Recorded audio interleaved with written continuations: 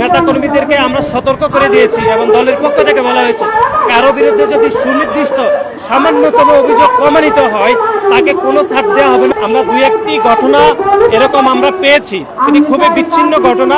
আমরা প্রত্যেকটি ঘটনার জন্য আমরা তদন্ত করছি, ইতিমধ্যে আমরা শাস্তি দিয়েছি, সেটি গণমাধ্যমে প্রকাশিত হয়েছে।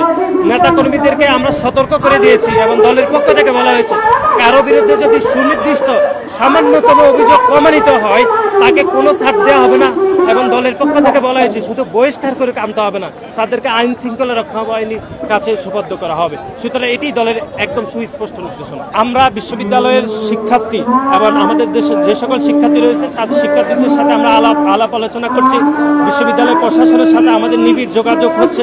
বিশ্ববিদ্যালয় ক্যাম্পাস যেন দ্রুত খুলে দেওয়া হয়, সেই ছাত্র সংগঠন বাংলাদেশ জাতীয়তাবাদী ছাত্র দলের পক্ষ থেকে আমরা বিশ্ববিদ্যালয় প্রশাসন শিক্ষার্থীদের সাথে যোগাযোগ করে আমরা একটি সুস্থ পরিবেশ ফিরিয়ে আনার জন্য আমরা তাদের কাছে দাবি করছি এবং কিভাবে সুস্থ পরিবেশ ফিরিয়ে আনা যায় সেই জন্য আমরা কাজও করছি।